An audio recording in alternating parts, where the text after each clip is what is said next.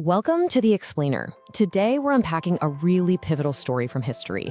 It's all about the first major journey of a boy who, well, would go on to change the world. So, I want you to picture 6th century Mecca. This is a world of caravans, of commerce. Trade was literally the lifeblood of the city. And these long, incredibly dangerous journeys across the desert, that was just a fact of life.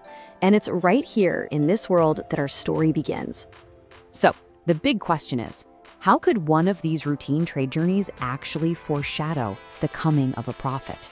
Well, let's dive right into the traditional account of this young boy's first and what turned out to be his most extraordinary trade mission.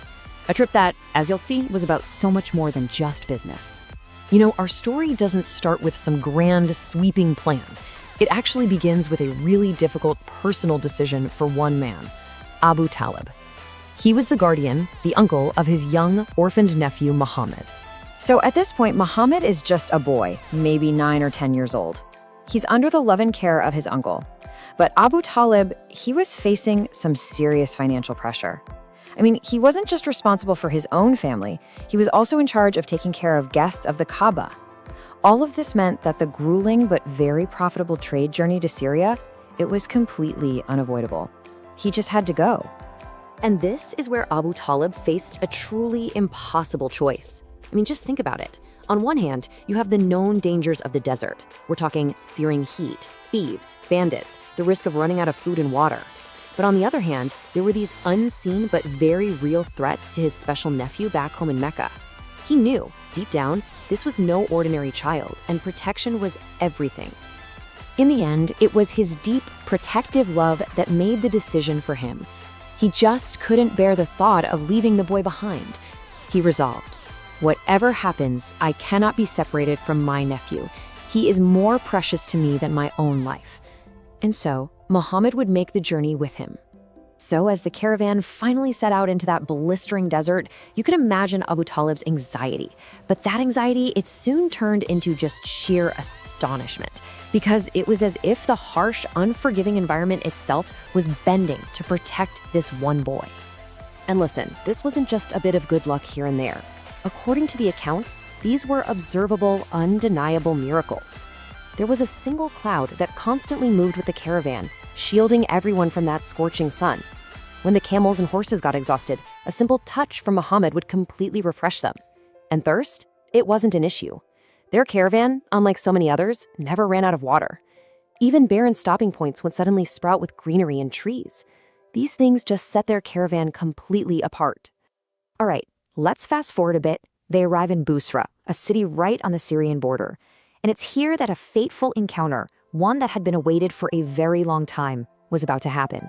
The story goes that as Mohammed was resting by this old, withered, dried-up tree, it instantly burst into leaf and even bore fruit. This incredible event, along with that same persistent cloud overhead and a stream that just suddenly began to flow, caught the eye of a reclusive Christian monk named Bahira. He'd been watching from his monastery for years, and he saw it all. For Bahira, this was it. This was the moment. These weren't just random occurrences. These were the 3 specific signs he had read about in his ancient scriptures, the signs he had been waiting his entire life to witness.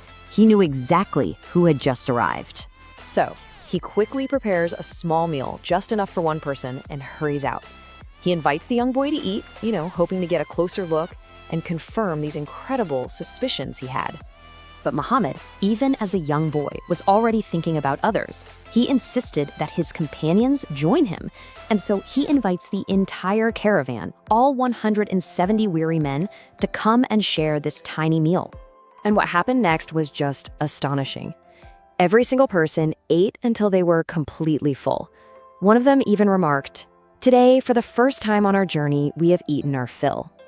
And when they were all finished, that small amount of food on the plate, it was completely untouched, as if it had never even been served. Bahira was now completely convinced, and his reaction wasn't just a friendly greeting, it was a life or death warning. He pulls Abu Talib aside and says, "The Jews and Christians search for this boy. If they find him, they will kill him. Take him home."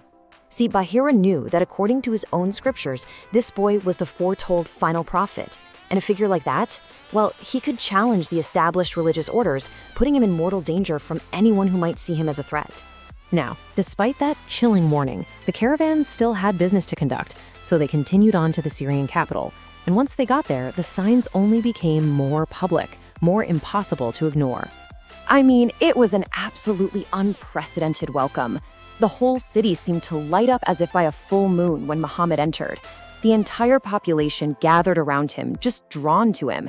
And their trade goods, the stuff that usually took a month to sell, it was all gone in just 3 days. The commercial part of the trip was fulfilled with this almost supernatural speed and success. Then you have the city's chief Christian monk, a man named Nestora. He was so captivated that he basically sat at the boy's feet for 3 straight days. And on that 3rd day, he finally worked up the courage to make a really simple request. He wanted to see the boy's shoulder. Why his shoulder? Well, he was looking for the final, physical proof that was described in those same ancient texts. A very distinct mark between the shoulder blades, known as the seal of prophethood. It was the definitive, the undeniable sign of the final prophet. And when Nestorus saw the seal, he kissed it, and then he issued the exact same grave warning that Bahira had. This boy's destiny made him a target. Abu Talib, overwhelmed by these repeated independent confirmations, he knew he could go no further. The trip was over. So that was it. The caravan turned back immediately. But now they were traveling with a whole new sense of urgency, and maybe even a little fear. They had traveled all the way to Syria for trade, but they were returning with the undeniable weight of a confirmed and very dangerous prophecy. So when you look back, this one journey really had 2 major impacts. For the people close to Muhammad, like his uncle, it was this profound, private, early confirmation of his special status. It strengthened Abu Talib's resolve to protect him no matter what. But for the watchers, for the people who knew the prophecies, it revealed him. It put him on the radar of potential enemies. The stakes for his safety were now higher than ever. You know, it's fascinating to think about. This whole journey was a kind of private confirmation, a series of signs for those who knew what to look for. And it just leaves you with this big question. How would the world react years later when the confirmation was no longer private, but a message declared publicly for all of humanity?